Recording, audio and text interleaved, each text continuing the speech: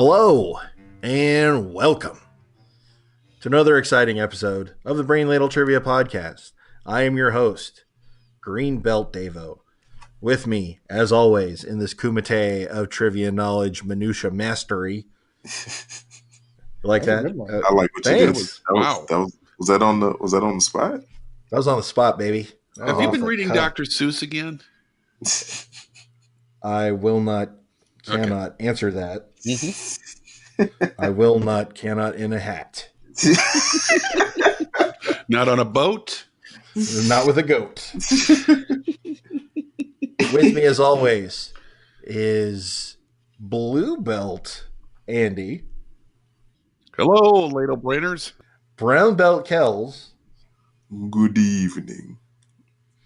Now, this is, again, a very important episode because we are trying to stop Kels from reaching the top of the mountain.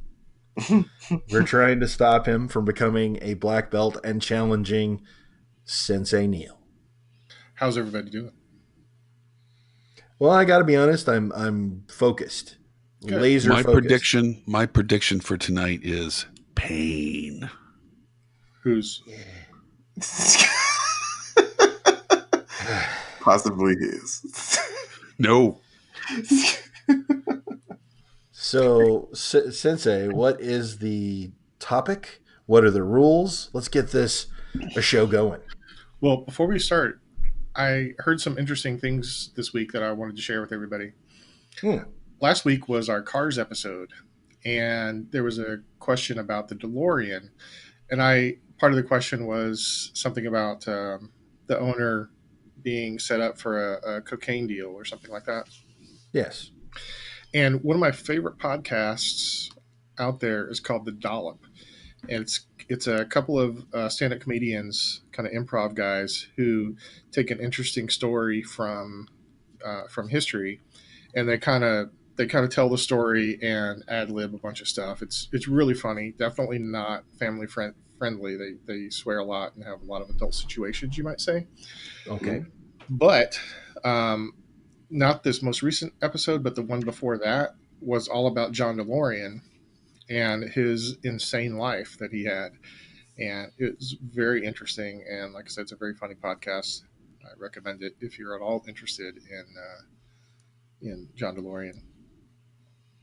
Well, speaking of podcast recommendations, I would like to recommend a couple shows. I would like to recommend the Trivia Rogues podcast. We've had Billy on a couple of times. It's a good show. You guys should listen. And I'd also like to recommend Quiz and Hers. Another great show. Similar format to us, a little bit different vibe, but please, everybody, check them out. Yes. I heard one other fact earlier today that I thought was really interesting. It's not really related to anything we've talked about, but I found out that country western star, TV film star Roy Rogers is basically a completely made up persona. Really? So back in the 30s, Gene Autry was the big singing cowboy, and he was asking for a lot of money, and so someone had a competition for a new singing cowboy, and a guy named Leonard Franklin Sly won that contest, and they named him Roy Rogers. The last name is after Will Rogers. I'm not sure where the Roy came from, but yeah, he's basically he was born and raised in Ohio, and he was a country singer. So I mean, he was a legitimate singer, but the whole persona is just kind of made up. So kind of like the Monkees. Very much like the Monkees. If you have anything sad to say about the Monkees, you'll come through me first, okay? So make that clear. The Monkees were fine musicians that I don't think We're not going to say, no, the Monkees are great. Okay. Were they? Okay. Well, I know maybe one song by the Monkees. Okay. This is going to be ugly from the get-go. All right. All right. That's how you want to play it? Fine.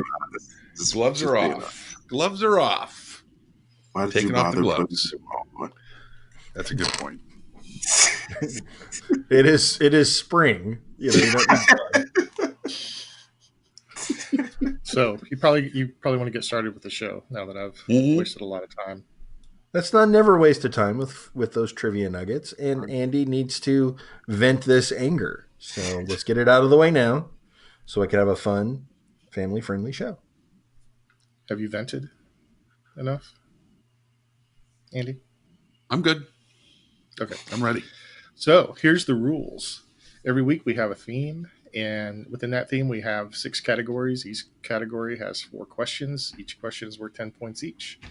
And then there's a final question, which is worth up to 100 points. And today I'm doing something a little bit different. You'll be happy to know there are no science questions. There's no history questions. There's no politics. This entire theme today is music, and I've got it divided by decade. So each category, we've got 60s through the 2010s. And wait a minute, is it Christmas? Is it Christmas already? Each of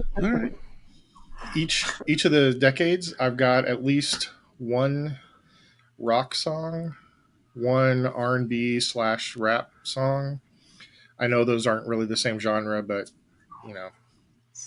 So I feel like those should be split. Huh? So I feel like those should be split. So give me. Well, there's either R&B or rap, depending on the question, and then there's one rock, and then the fourth question is kind of a wild card. So there's a variety. Oh. And here's another thing I'm doing a little bit differently. There's kind of a sub theme, and the first person to correctly guess the sub theme is going to get a 2-point bonus. It's not a big bonus. But points are points. Yeah. I'll make it a 5-point bonus to make it a little bit special. Spicy. Consider so you can just shout out your guess for the sub category or sub theme whenever you want to. All right. And is it the sub theme for the whole show or for each decade? No, for the whole show. Okay. Let's do this. And I've got these in order, so we're going to go from the 1960s first, all the way up through the 2010s. Oh boy, I'm going to struggle, Mike.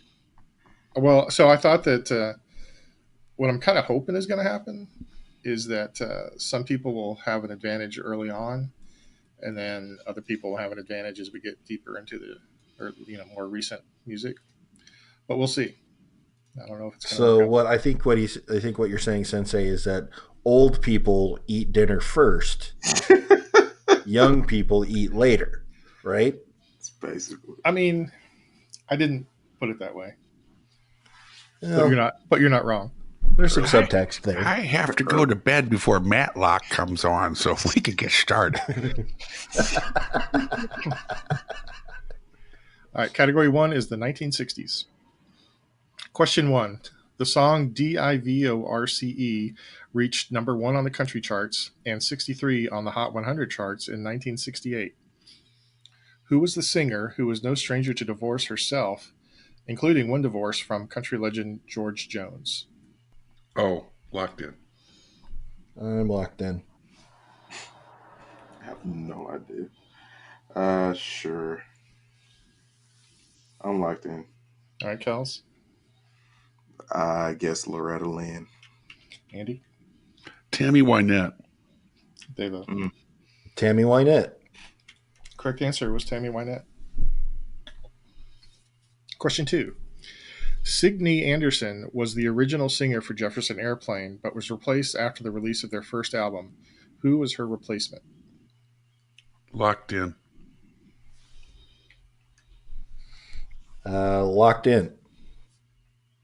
You are killing me, Smalls.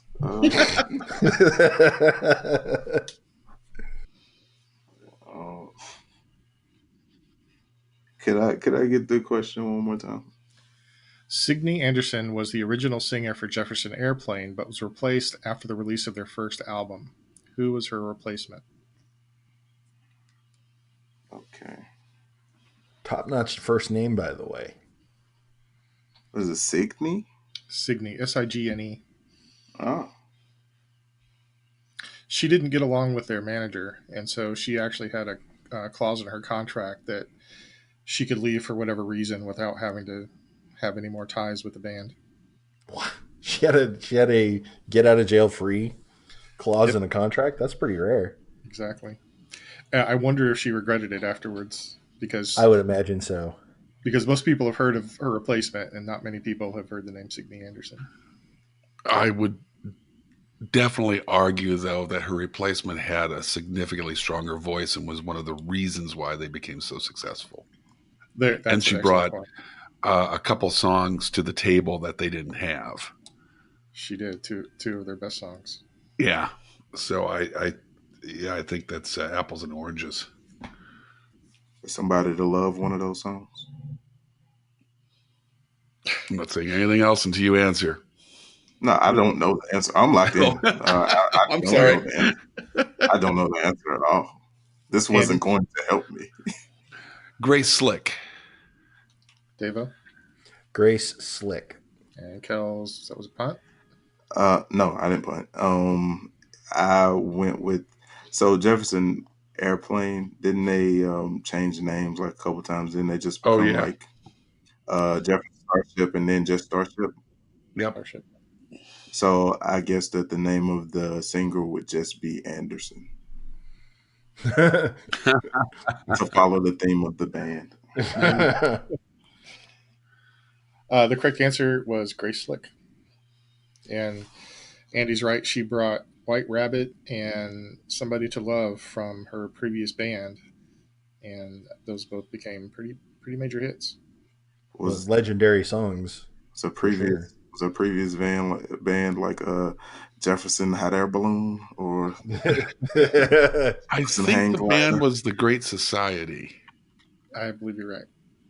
Yeah. And I've heard one recording of her doing White Rabbit live with the Great Society, and her vocal range early on was spectacular. All right, question 3. This My Guy singer left Motown over a contract dispute in 1964, and her career never really recovered. Locked in. Oh, yeah. I'm locked in. I know who this is. Oh, dang it.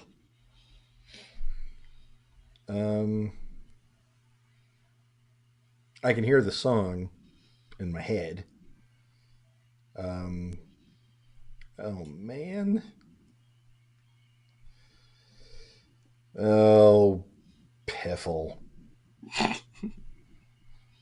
Isn't it something like that? What? I'm going to just write some words and be ridiculous. Okay, I'm good. I'm locked in. Davo? What? Was it something like little? No. Little. Okay. So I wrote Little Emma, and that's all I wrote. You're thinking of Little Eva. Yeah, I was. Yeah. Kels? I went with Mary Wells. Andy, I know you're going to get this one. It's Mary Wells. And why are you going to get this one, Andy? Because no muscle-bound man could take my hand from my guy. Oh, you just don't because of that? Do you want to know the rest of the song? No. She did basically a cover album of Beatles songs. Oh, I did not know that. What? I did not. I did not know that, but now I'm adding that to my shopping list. I would love to hear that. You know what Andy's doing this weekend? She was the first Motown star to perform in the UK because the Beatles invited her to the UK because they loved My Guy so much. Oh, and wow. She was one of only 3 female singers to open for the Beatles. And she released a tribute album called Love Songs to the Beatles. Mary Wells, Cilla Black, and who would be the third one? No, Brenda Holloway and Jackie DeShannon. Oh, I'm pretty sure Cilla Black opened too. But anyway, we're getting off into the weeds.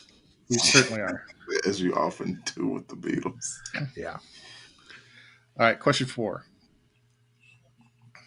This singer from Port Arthur, Texas, got her big break at the Monterey Pop Festival in 1967 and performed at Woodstock in 69 before joining the 27 Club in 1971.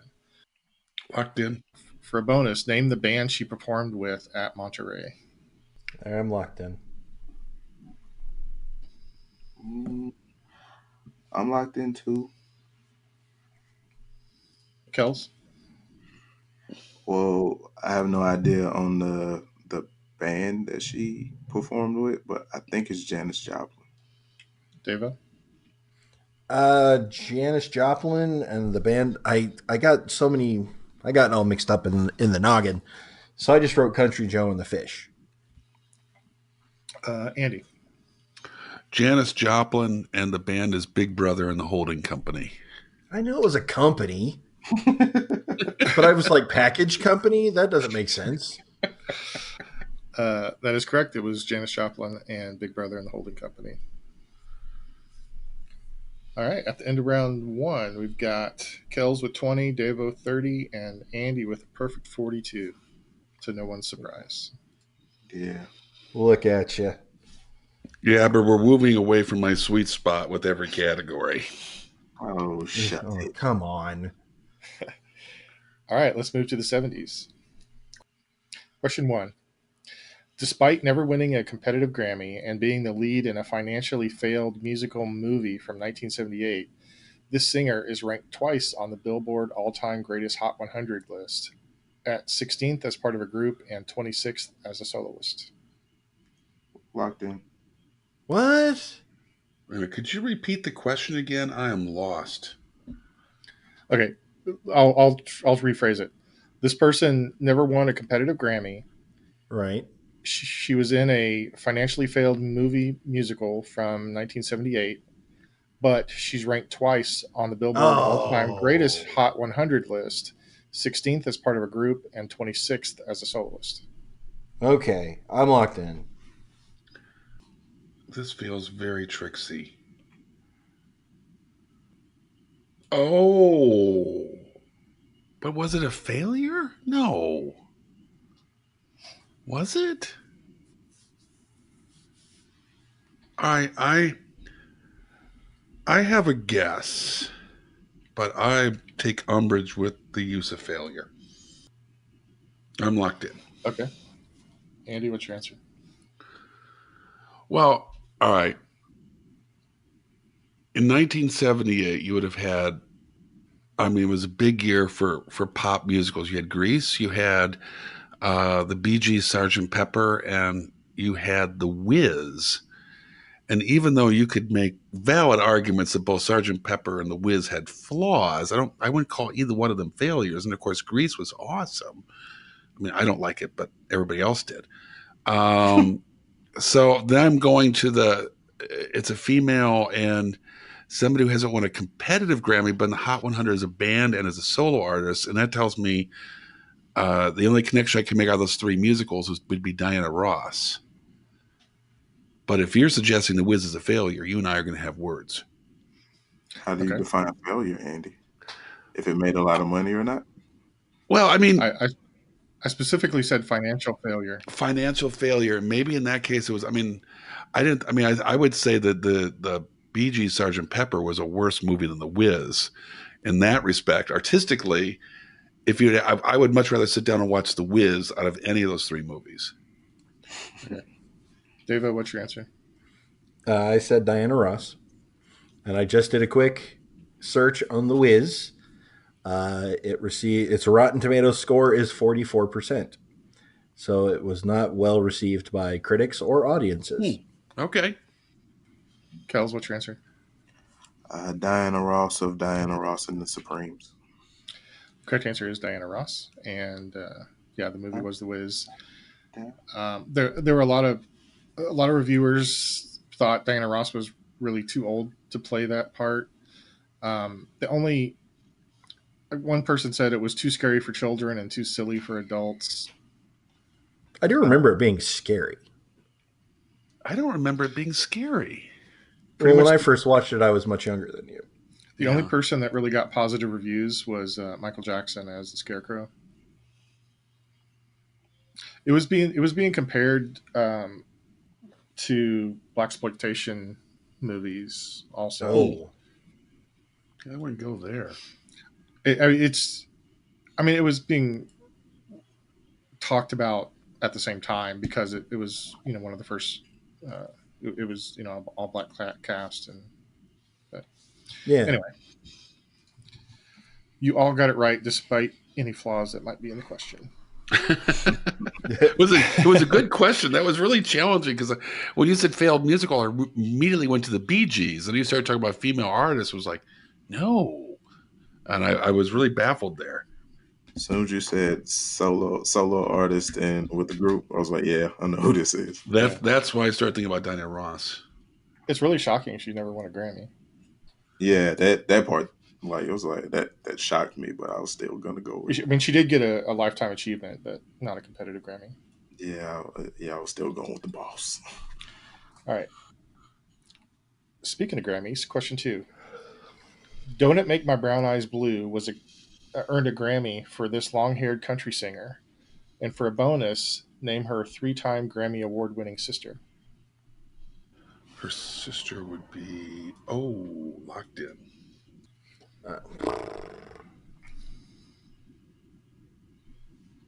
I'm locked in. Sensei is a sub-theme women.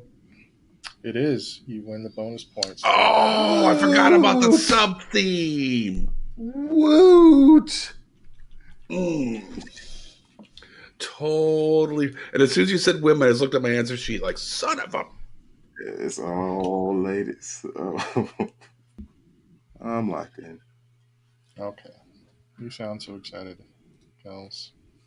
Well, this isn't exactly my wheelhouse. So. We're getting closer. Hang on. Are we? Davo, what's your answer? I said Crystal Gale, and I have no idea who her sister is, so I said June Carter, just because I wanted to write down June Carter. Kels? I said Valerie Krispy Kreme, and I couldn't come up with the sister name, so I'm a little ashamed of myself for that part. Andy, did you get it? Crystal Gale, and Crystal Gale's sister was Loretta Lynn. Was she? Yep. The correct answer is Crystal Gale and her sister Loretta Lynn. Wow. That song made it to number 1 on the country charts and number 2 on the Hot 100 charts. Ironically, Crystal Gale has brilliant blue eyes, not brown eyes. Mm-hmm. And my mom had the same hairstyle. My mom had extraordinarily long hair down to her waist, like Crystal Gale. Little trivia nugget there about my mom. Was that the shirt that Ricky Bobby got torn when he got in the car with the cougar? I don't even know what that. If any of our listeners have seen Talladega Nights, can you confirm for me if it was his Crystal Gale shirt? Yeah, it like ruined my Crystal Gale shirt. Like,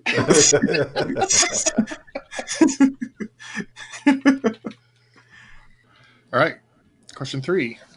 In the 70s, this female-fronted new wave band was heavily criticized by their new wave and punk peers for selling out with their disco-inspired Heart of Glass, released in 1979. Name the band and the lead singer for 5 points each. Locked in. I'm locked in as well.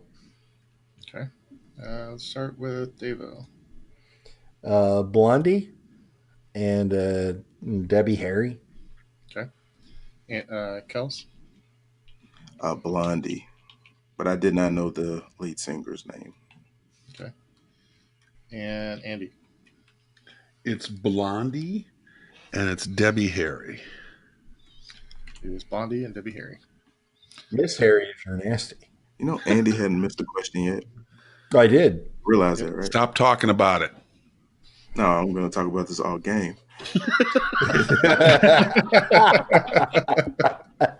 Andy has not missed a question. Yeah, you know what? Here's a musical question for you. What a fool believes from the Doobie Brothers. If you think you can beat me, that's what a fool believes. Yeah. You want to bring out the trash talk? We can do this. Can't really trash talk. So I used the Doobie Brothers in trash talk. Yeah, that's a reach. How cool we are. If we get to that final and it's the Wu-Tang Clan, I'm destroying you. You better hope and pray it is not the Wu-Tang Clan. I will be done in seconds. I'm hoping just for the fun of it, it's hip hop stars that are still alive. It'll just confuse Davo completely. What? Wrong, because he's not programmed to believe. Correct me if I'm wrong, Kels. There aren't any female members of the Wu-Tang Clan. None. Yeah, so I'm sure they talked about women a couple times. I'm sure. Well, if it's any consolation, Kels, this next one's actually a movie question disguised as a music question. I can appreciate that. Okay. Question 4. Carly Simon has said that the subject of her song "You're So Vain" is actually 3 people, and she's confirmed that one verse refers to the only person who has been nominated for Oscars for acting, writing, directing, and producing in the same film, and he's done that twice. Name the actor second verse refers to, and for bonus points, name the 2 movies for which he got those nominations. Oh, does that make sense? Rats. Yeah. Yes. Only one person has ever been nominated for acting, writing, directing, and producing on the same movie, and that person has done it twice. Okay. And I want to know the person and the 2 movies. I am locked in. I'm locked in. I'm gonna go with I don't know if this person wore this many hats, but I'm hoping. It's a lot of hats. It's a lot of hats. I'm not. I'm thinking about the movie part of it. No, I heard Janet Jackson's version of this song before I heard Carly Simon's. Really? I didn't know Janet Jackson covered it. Yeah, Miss Jackson, if you're nasty. Oh, it's the second time you've used that joke today. And it will continue. Okay. Just want to be clear. I'm locked in with bad answers. My favorite cover of it is by Marilyn Manson. Ugh. You sounded like you just found something on your shoe. I just threw up a little bit in my mouth there. Sorry about that. Or a fly in your soup. Yeah. Yeah. All right, Kels, who is it? Hoping, for point's sake, that it's Clint Eastwood making the 2 movies, 1992's Unforgiven and 2004's $1 Million Baby. Davo? It's Warren Beatty. And one of the movies was Reds, and I cannot remember the other movie. Probably Bonnie and Clyde. It is Warren Beatty, who she dated briefly. And this is so frustrating. All I could think of was bad Warren Beatty movies, and I wrote down Bonnie and Clyde and Dick Tracy. Wow.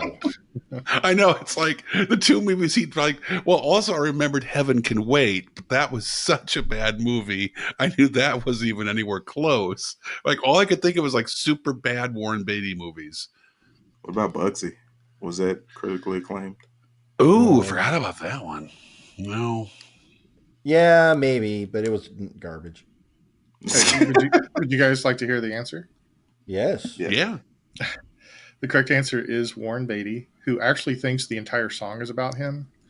And she's really weirdly coy about the whole thing. Like some people that she's confirmed know, she told Howard Stern, she told Taylor Swift who the songs are about, and then she's like, well, his name has an E in it, and so far she's released E and an N and an A. I think she auctioned off. I want to say it was on the Koch brothers. She auctioned off telling, who was it? I don't remember. It was somebody in politics. Someone that owned NBC. Oh, that's right. Yep. I forget who it was. Wasn't Brandon Tartikoff, but that's what I was thinking. Wasn't Dick Ebersol, but anyway. Yeah. Anyway. So what are the movies? Yeah, she did auction it off at one. The movies are Reds and Heaven Can Wait. Oh, no way. Oh. It was the first one I thought of and went, no, it's not that one. Son of a... Well, there goes your perfect score, Andy. Yeah. Hey, Andy, you remember when you had all the questions right? I remember like it was yesterday, or at least a question ago. Like, that was amazing. Good times. All right. At the end of round 2, I've got Kels with 35, Davo with 77, thanks to his bonus points, and Andy's with 84. All right, let's move to the 80s. Yay! Question one. My MTV. This metal singer and guitarist had a big hit with "Kiss Me Deadly," but her biggest hit was a duet with a former Black Sabbath singer. Locked in. Oh no, you're overcooking my grits, Sensei. I don't know.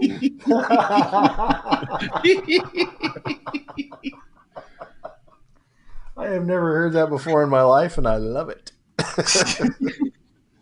And that's a tragedy too, to overcook grits. So you understand the weight of the situation. I do, and I'm starting to feel bad. Not really. I don't feel that bad.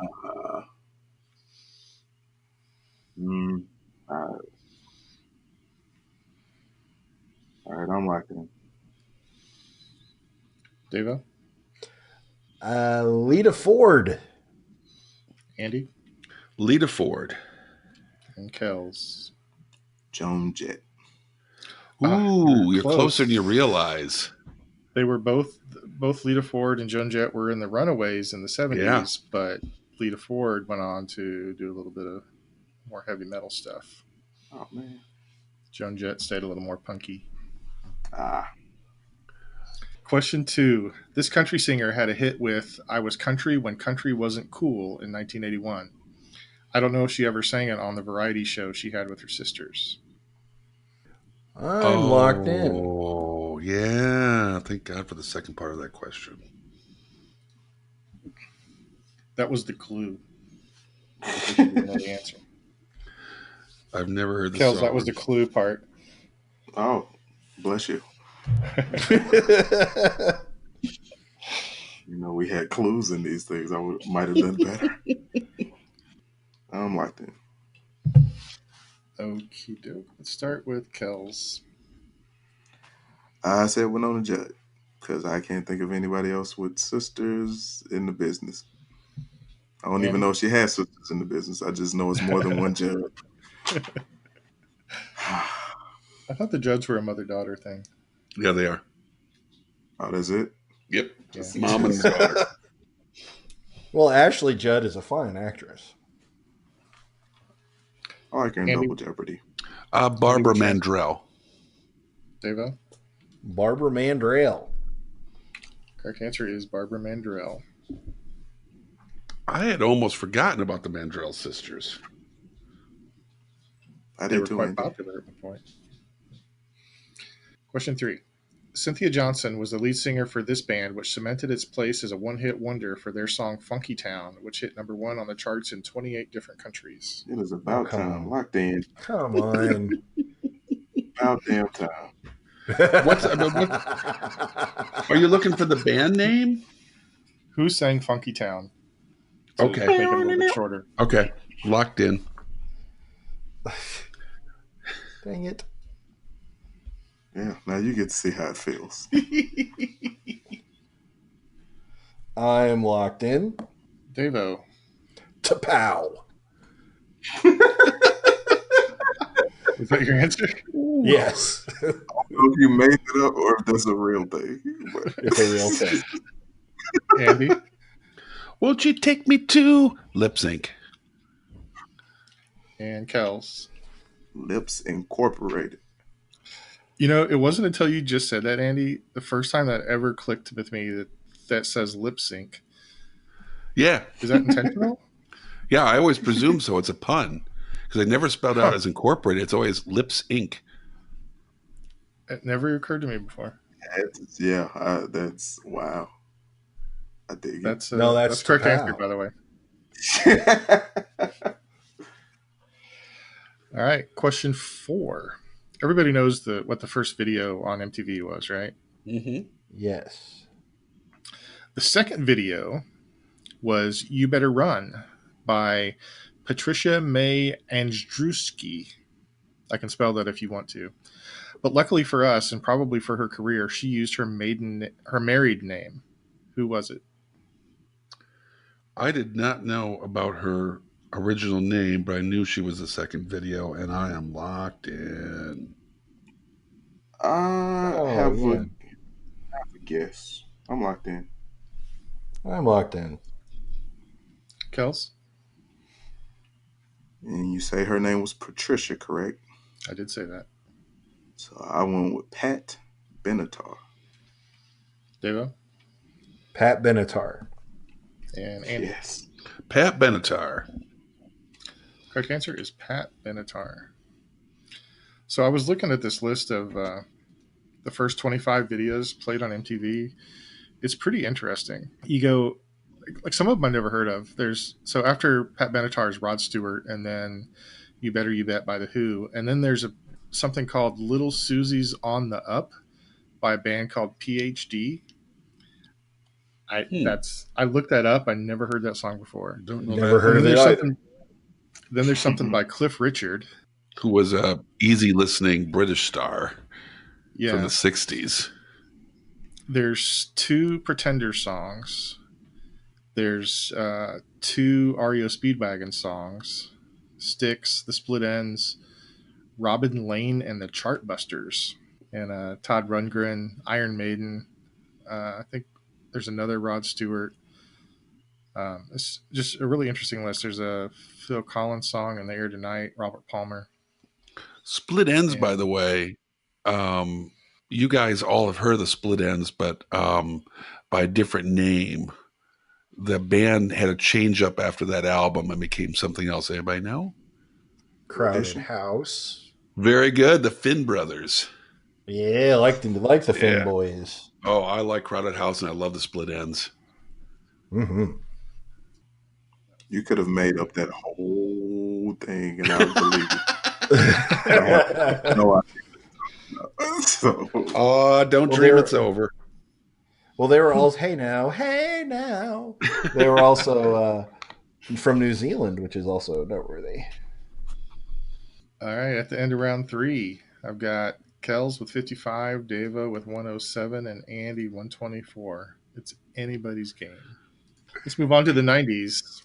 Question 1. After 2 moderately successful dance pop albums in Canada in the early 90s, this singer reinvented herself as an alt-rock singer and created the 14th best-selling album of all time. Locked in. Locked in. Oh, God. I could see her. She also was a backup dancer for Michael Jackson. If you choke on this... Give me... everybody stop talking. Nah, doubt it. Doubt it. Right. Go into my... Yeah, you got it. Go into your mind palace. Got it. Don't trip on that glove. Shh. I've almost got it. I can see her. Isn't it ironic? Oh, that you don't know the answer to the question. Yes. Yeah, that is quite ironic. And that's her. Alanis Morissette. I got it. Oh my God. I have never so verbally choked like that. I'm sweating. You know how that is? Like, yes. It's. I mean, he started the question. I'm like, oh my God, it's another softball, and then I just choked.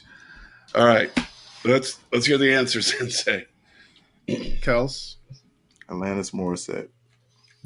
Andy. Alanis Morissette. And Davo. Alanis Morissette. That is the correct answer. Oh. I don't see where she did anything with Michael Jackson. I know she opened for Vanilla Ice for a while. You're thinking of Sheryl Crow. Oh, you're right, I think. And she was not a dancer for Michael Jackson. She was a singer. Singer, yeah. You're right. Alanis Morissette was on You Can't Do That on Television, which is amazing. Right. Yeah. That's right, which I used to watch a lot. Me she too. Was only on a few episodes, like 5 episodes, She was. something like that. Yes. All right, question 2. Fancy was a cover of a Bobby Gentry song, which was a hit by this country singer in 1991 and became something like her signature song. She went on to star in a popular sitcom in the 2000s and has won 3 Grammys, been nominated for CMAs 50 times, and won 14 AMAs. Locked in. Locked in. Locked in. Thank my wife for making me listen to this song. I have never heard the song, but the country connection with acting, it's got to be one person. Okay, Andy, go ahead. Reba McEntire. Davo. Reba McEntire. And Kels. Of course, it is the star of Reba, Dolly Parton. No, I'm playing. It's Reba McEntire. That's correct. It's a great. Well, when you start listening to it, you'll recognize it as a Bobby Gentry song immediately. Okay. It sounds a lot like the other one, Bobby McGee. Is that right? It has the same Chris kind of Christopherson song. Well, originally it's Chris Christopherson, and Janis Joplin covered it. Oh, I'm so sorry. I forgot about the cover there. Maybe it was that one. But anyway, it's a really good song, and I thought the video was really powerful too. I'd never heard of it before until I wrote this question. All right, question 3. In the 90s, this rapper started out as part of the all-girl group Sistas. Her first solo album, Supa Dupa Fly, debuted at number 3, which was the highest debut for a female rapper at that time. Name the rapper, and for a bonus, name the collective she was a member of. Oh. During that time. Oh. Locked in. Yeah. I could see her. Kels, I feel bad that you're getting these and everybody else is too. Yeah, it's making me feel some kind of way. No, I'm not getting this, man. I am firmly out on this one. I can see her. Dang it. I'm locked in, by the way. I'm locked in. Andy. I have no idea about the second part of the question, but it's Missy Elliott. Kels? Missy Misdemeanor Elliott. Nah, I'm pretty sure they call themselves the Beat Club. Okay. And Davo? I said Queen Latifah. It is Missy Misdemeanor Elliott, and she was a member of the Swing Mob. Oh, yeah. Yeah, okay. With her longtime, I think, childhood friend Timbaland. Yeah. All right. I know at least one of you is going to get this one immediately. Question 4. Kim and Kelly Deal were in the Breeders, which had a moderate hit with Cannonball in 1993. What alternative band did Kim play bass for, which broke up the same year? Wait a minute. Okay, maybe I'm wrong. Unless...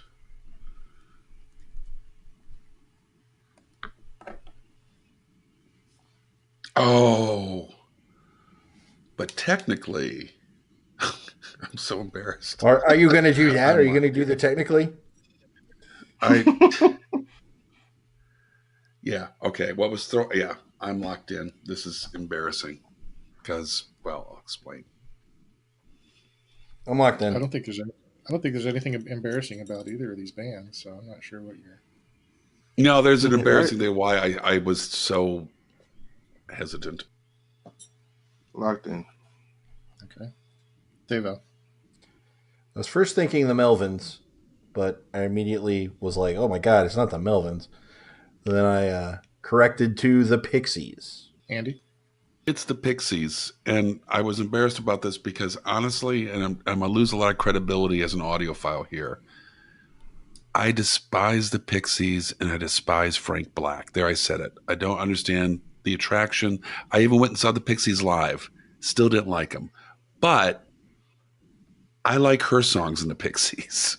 I guess the only redeeming quality of the Pixies is her work. And I'm embarrassed that it took me so long to figure this out. And Kels? Well, since they got no love in the 70s category, I went with the wrong answer, which is Funkadelic. I mean, I've only got so many questions in a category. I can't do everybody. Yeah, so Warren Beatty got love, but not George Clinton. And I find it disturbing. Wow. Shots fired. The correct answer is the Pixies, by the way. Of course it is. Let's do scores. We've got 85 for Kels, 137 for Davo, and 164 for Andy. 85, good year. Yeah. Fun fact. I came to be in that year. So a lot of these questions I was bound to miss. All right. Let's move on to the 2000s. Question 1. Oh, no.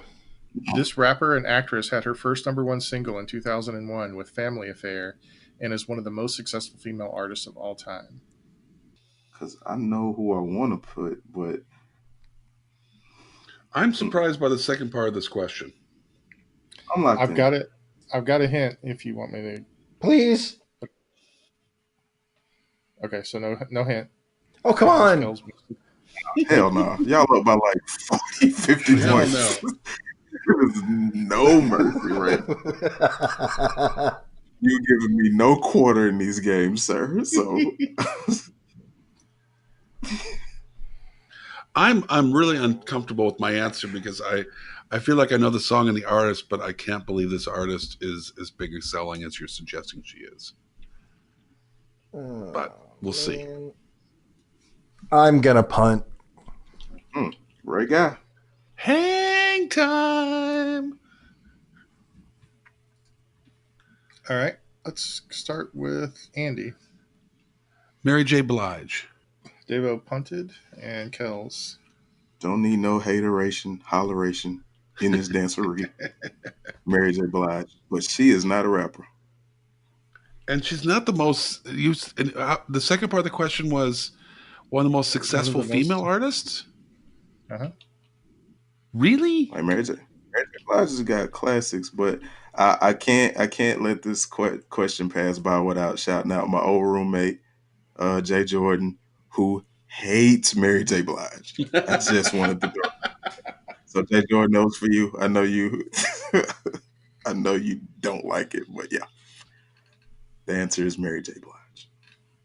It is, and honestly, I don't know why I called her a rapper. She's a hip hop flavor. I mean, yeah. That's what threw it for me, Neil.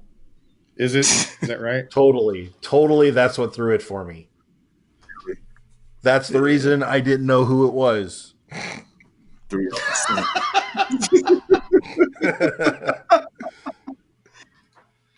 But I mean, she's pretty successful. I'm surprised Family Affair is her first one. Davo's just furious right now. He's sitting there with his No More Drama poster that he has hanging above his desk and just can't figure out. 411 is in the car right now. Yeah, my first real exposure to Mary J. Blige was on the Umbrella Academy. The Umbrella Academy? What is that? So this was this year? This year. As an actress. Question 2. Love Story was released in 2008 and it's considered this country singer's signature song. I should say this singer's signature country song, maybe. What? Oh, now I know. Yeah. She's not necessarily a primarily country singer, Okay. but now you got me second guessing all my questions. No, they're fine. Yeah, man. I think I've just hit. I think I've just hit the wall. Locked in. All right, let's start with Davo. I said Taylor Swift. Andy. Yeah, the only artist of the 2000s I can say that would have a mega hit as a country star, but not primarily country, it's got to be Taylor Swift. And Kels. T Swift for the sweep. It is Taylor Swift. Woot! Question 3. Known as the pop punk queen, this artist has become the third best-selling female Canadian singer of all time. I'm locked in. I'm locked in. All right, I'm guessing. Total guess. Are you totally I'm guessed? locked in. Yeah, I totally guessed for the lock in. I'm hoping it's someone who would complain about things being complicated and it being Avril Lavigne. Davo? Yes. Avril Lavigne. And Andy. Avril Lavigne. It is Avril My Lavigne. God, Andy. That was a total guess. We're so happy for you. Thank you. You're welcome. All right. Question 4. In 2001, this singer/actress had both a #1 album and the #1 movie at the same time. A couple of years later, she starred in one of the worst movies ever made. For a double bonus, name the 2 movies referenced in the question. Wow, I am not.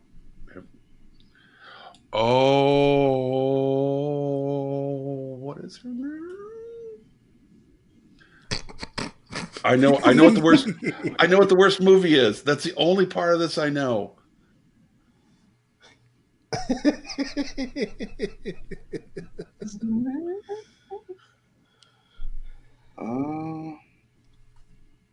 I think I'm going to lock in with this. It's a shot in the dark. I'm locked in. Yeah. Okay. Andy, go ahead. J-Lo. And the movie is Gigi, and I can't come up with the other one. The bad movie's Gigi. Okay. Kels. All right. Well, Jennifer Lopez is correct, in my opinion. I don't know if I'm right yet, but the bad movie is G Lee. Oh, G Lee.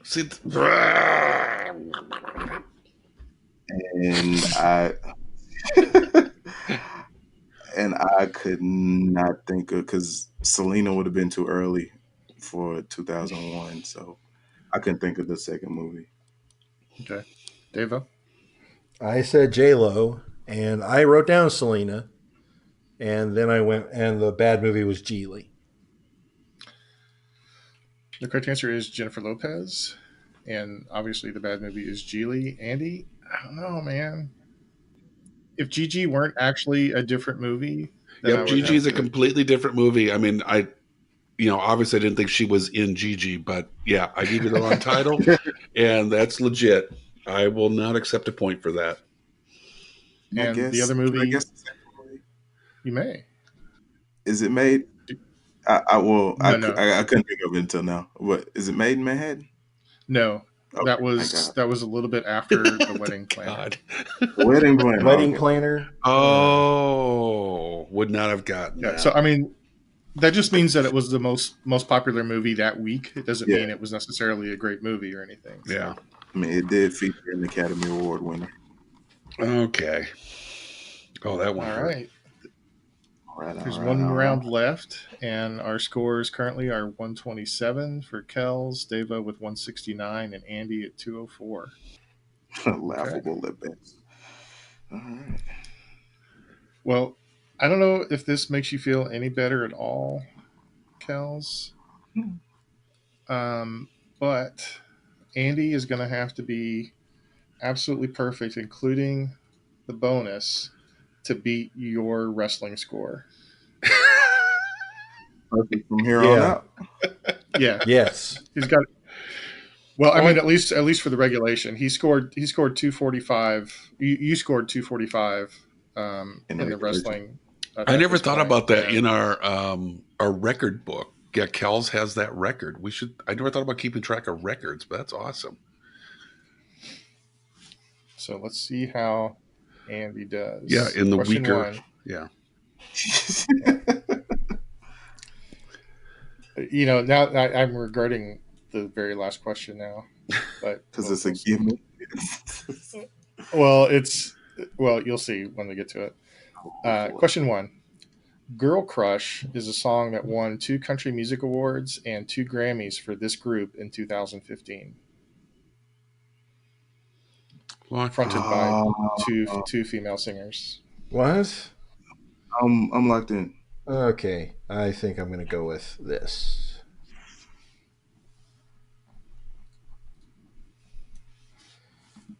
I'm locked in. Okay, Davo, what's your answer? I think I've called this band the wrong name before on this show, but I think it's Lady Antebellum, and I think I called them Lady Antietam at one point. I mean, there's a sort of a connection there, I guess. Yeah. Andy. Little Big Town. And Kels. Little Big Town. It's Little Big Town. Sure, why not? Question 2.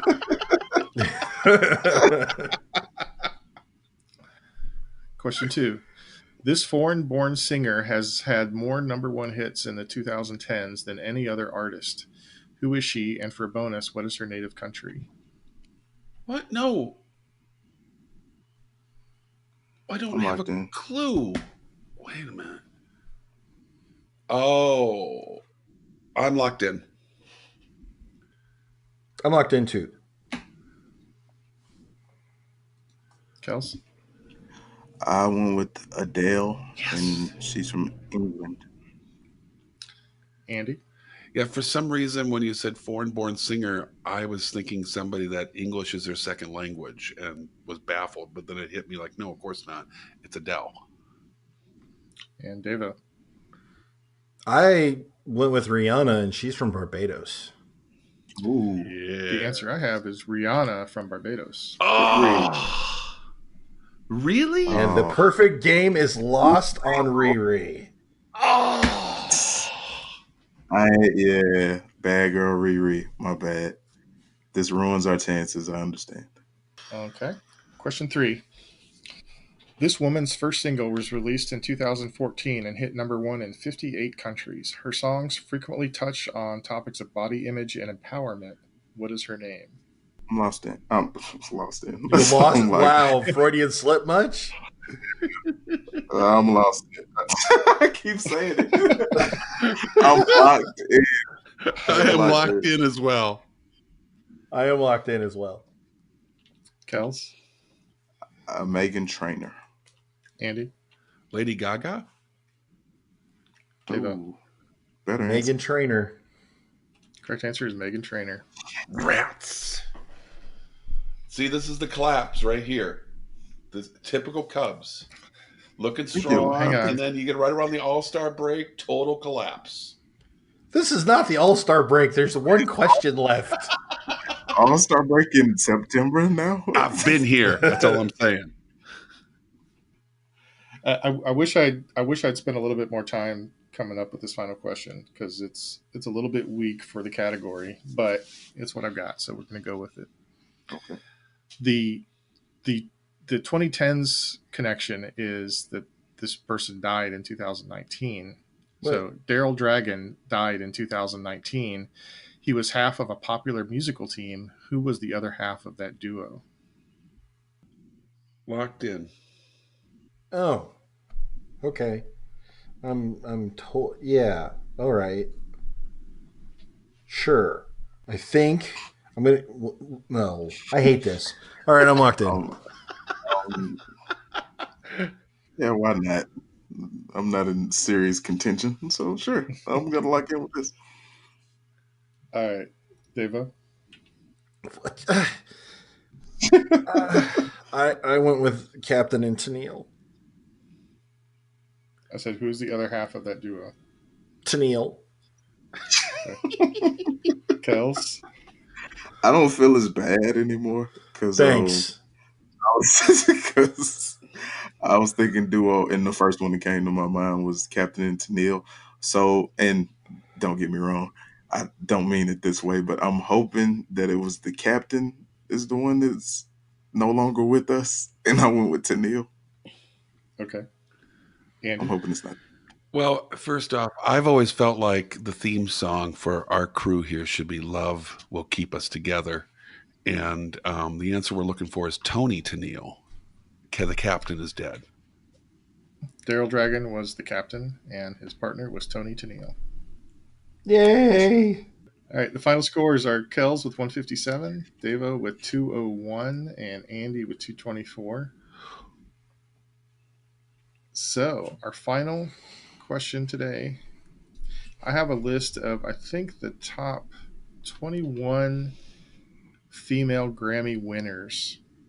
Ooh. And I need you to name any 10 of them. So the number of Grammys? Yes, these are women that have won 9 or more Grammys. 9? Wow.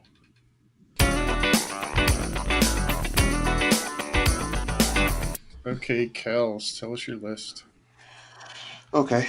I have Beyonce, Rihanna, Adele, Whitney Houston, Aretha Franklin, TLC, Lady Gaga, Alicia Keys, Taylor Swift, and for the love, Shaka Khan. Oh, I bet you she's on the list. Davo? Kels and I have a very similar list. I said Adele. I remember Nora Jones had a huge year. Come away with So I me. went with Nora Jones. Beyonce, Whitney Houston, Taylor Swift, Alicia Keys. I went with Barbara Streisand for some reason. I regret that now, but Barbara Streisand. That's kind of solid, man. That's solid. Lady Gaga, Aretha Franklin, and Mariah Carey. Oh, I blanked. Yeah, she should have spot over TLC. Andy? All right. I felt super good about my list until I heard those guys' list. Alison Krauss, Lady Gaga. That's good. Linda Ronstadt, Ella Fitzgerald, the Dixie Chicks, Sheryl Crow, Bonnie Raitt, Adele, Beyonce, and Aretha Franklin. I'll just go through the list and we'll see where we're at. So, at number 9, or with 9 Grammys, we've got Mary J. Blige, Natalie Cole, Sheryl Crow, Nora Jones, Rihanna, Hillary Scott, and Lady Gaga. Okay. So Hillary Scott is the singer for for Davo's favorite country band, Lady Antebellum. Hey! At 10 Grammys, we've got Shaka Khan. Oh! Bonnie Raitt, Linda Ronstadt, and Taylor Swift. T-Swift! We've got Shirley Caesar with 11 Grammys. Shirley? You know Shirley? I do. Gospel singer. Oh, I bet you know CeCe Winans, too. Another gospel singer. Yeah, gospel. I forgot all about gospel. Killing it. So at 13 Grammys, you've got Ella Fitzgerald, Emmylou Harris, and Leontine Price, who I recently found out was the first black prima donna at the Met. Wow. Okay. At 15 Grammys, we've got Adele and Alicia Keys. Yay. 18, we've got Aretha Franklin. Yay. The second most Grammys is Beyonce with 23. Yay! And number 1 with 27 Grammys is Alison Krauss. Who is that? She's a bluegrass and country. Yeah, lead singer to Union Station for a long time. She's pretty amazing. Wendy turned me on to Alison Krauss. I didn't know much about her at all until I met Wendy. I first heard of her when she did a duet album with Robert Plant. Yeah, that album's amazing. Okay, so Kels, how many did you get?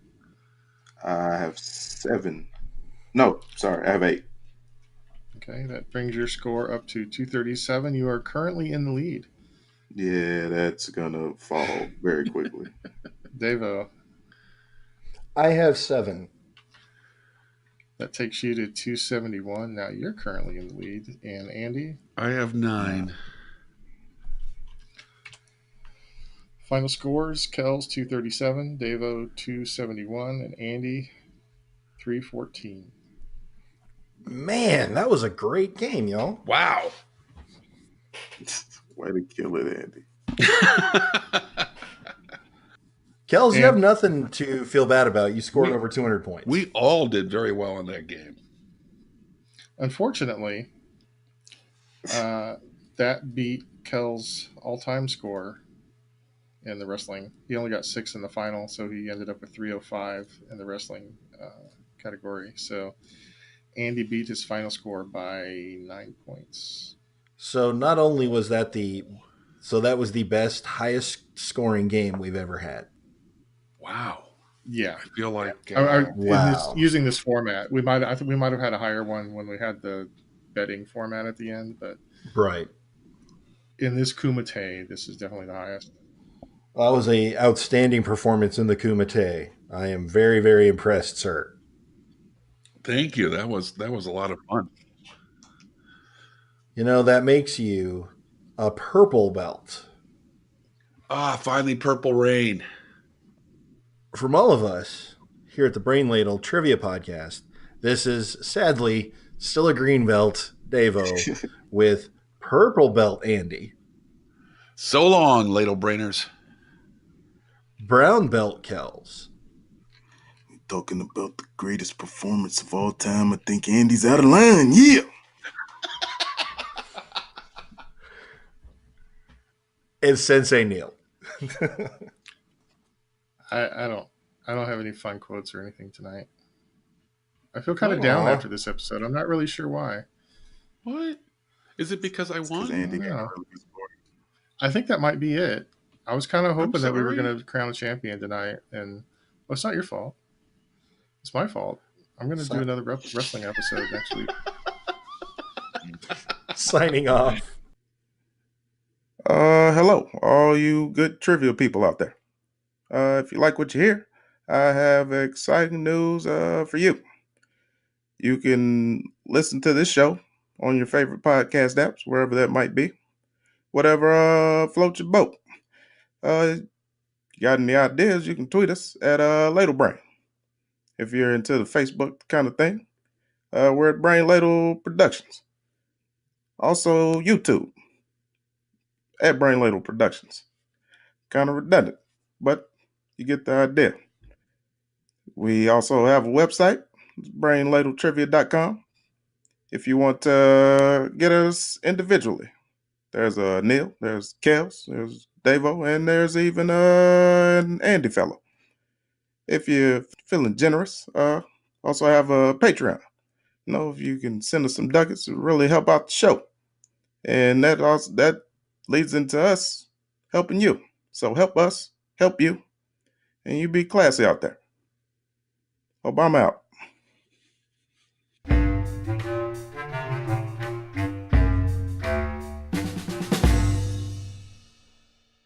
The preceding podcast was presented by Brain Ladle Productions. All rights reserved.